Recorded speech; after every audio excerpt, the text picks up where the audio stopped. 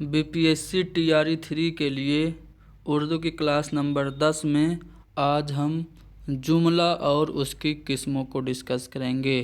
पिछले साल के पेपर का एनालिसिस करने के बाद हमने ये देखा कि जुमला से मुताल्लिक कई सवालात पूछे गए हैं, तो इसीलिए आज हम जुमला क्या होता है ये समझने की कोशिश करेंगे।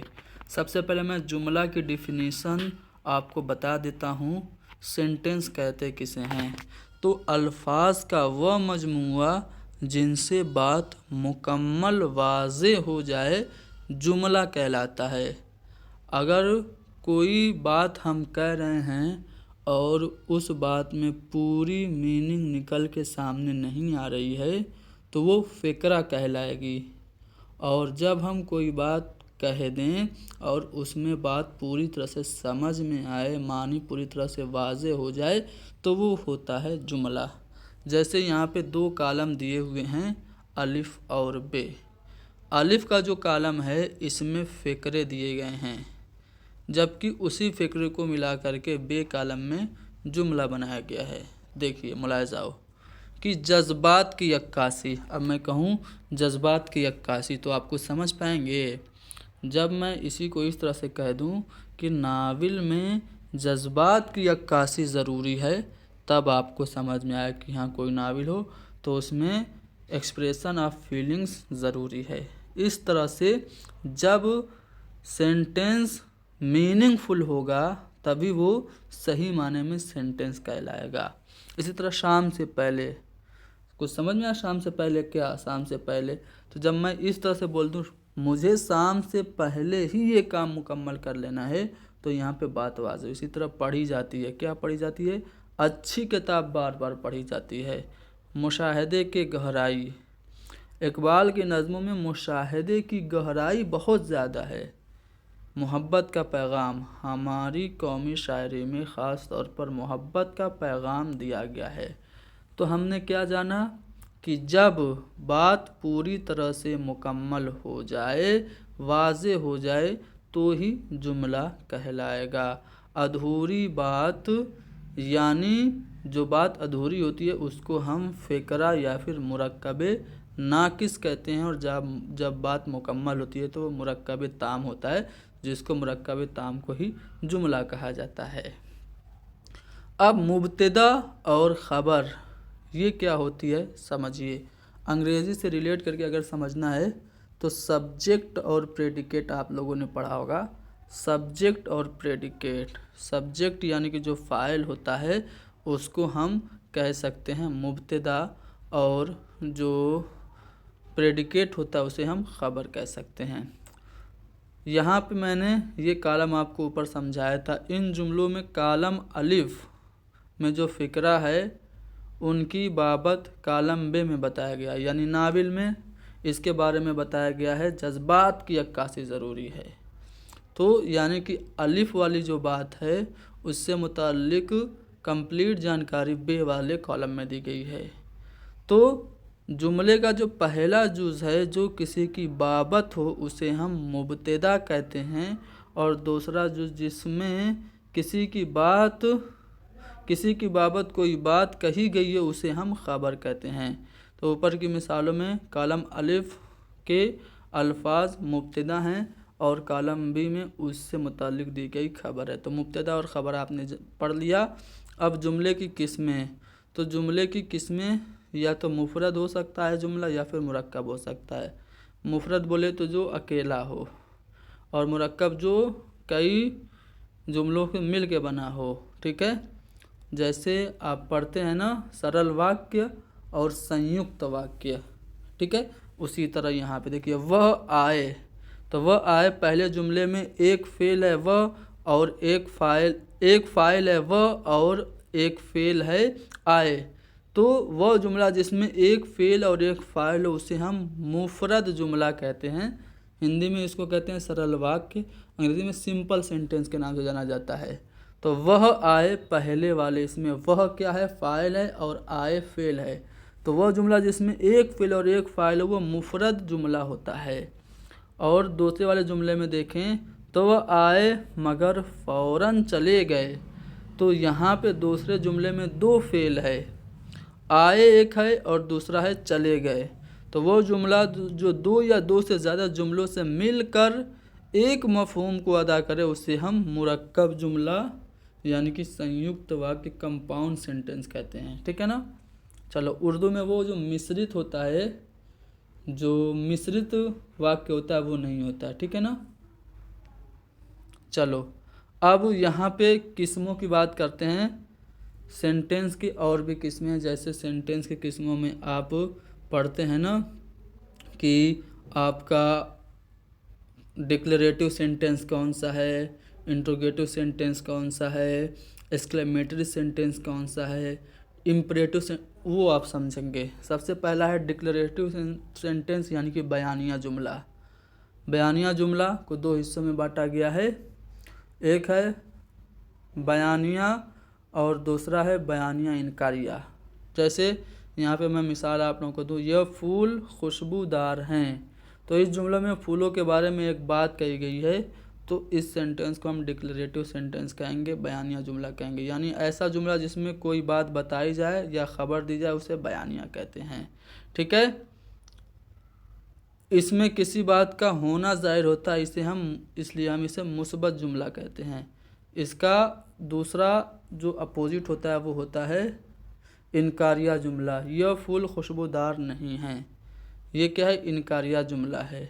इस जुमले में खबर दी गई है इसलिए ये जुमला भी बयानिया है, लेकिन इसमें मनफी कैफियत है, यानी किसी बात का न होना जाहिर किया गया है।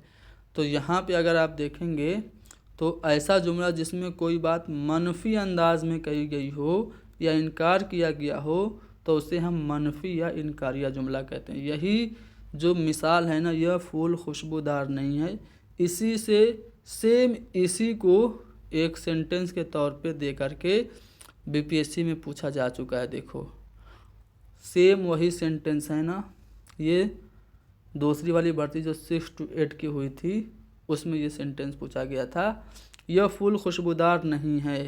यह किस तरह का जुमला है, तो इनकारिया जुमला है। पहली वाली आंसर की में इसको इनकारिया जुमला माना गया था, फिर रिवाइज आंसर की में इसको बयानिया जुमला कह दिया गया। ठीक है।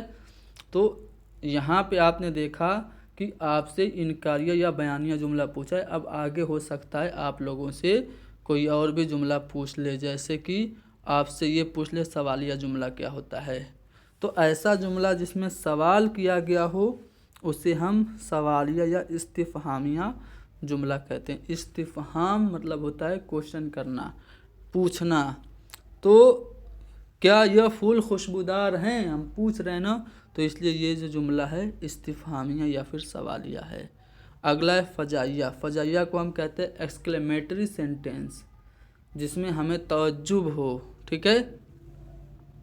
वो जुमले जिसमें किसी जज्बे या फौरी तअस्सुर व कैफियत का इजहार हो उसे हम कहते हैं फ़जाइया जुमला। ठीक है ना। जैसे वाह कितनी अच्छी खुशबू है इन फूलों की। तो यहाँ पे जब हमें हमारे अंदर से कोई भाव निकल के सामने आए, कोई जज्बा और कोई फौरी तअस्सुर हमारे अंदर से जाहिर हो किसी सेंटेंस को बोलते हुए, तो वो सेंटेंस फ़जाइया होता है। आमतौर से इसमें साइन ऑफ एक्सक्लेमेशन लगा होता है, ये साइन ऑफ एक्सक्लेमेशन होता है।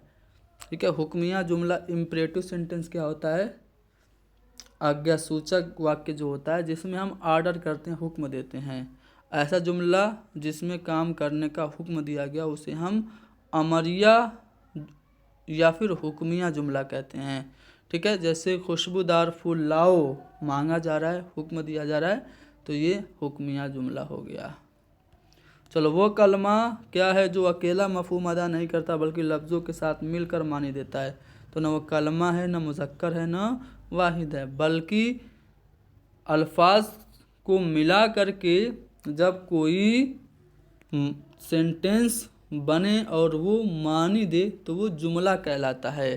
तो यहाँ पे हस्ब वाला में से कोई नहीं, यानी कि जुमला हमारा सही जवाब होगा। वो कलमा क्या है जो अकेला मफहूम नहीं अदा करता बल्कि लफ्ज़ों के साथ मिलकर अदा करता है, तो वो जुमला कहलाता है, यानी कि हस्ब वाला में से कोई नहीं हमारा जवाब होगा। दुरुस्त जुमला की निशानदेही कीजिए। देखिए अजहर एक ज़हीन लड़का है, एक ज़हीन लड़का अजहर है या फिर एक ज़हीन कौन सा होगा इसमें? तो अजहर ज़हीन लड़का था होगा या फिर अजहर एक ज़हीन लड़का है होगा। तो यहाँ पे बी वाला ऑप्शन सही होगा, अजहर एक ज़हीन लड़का था।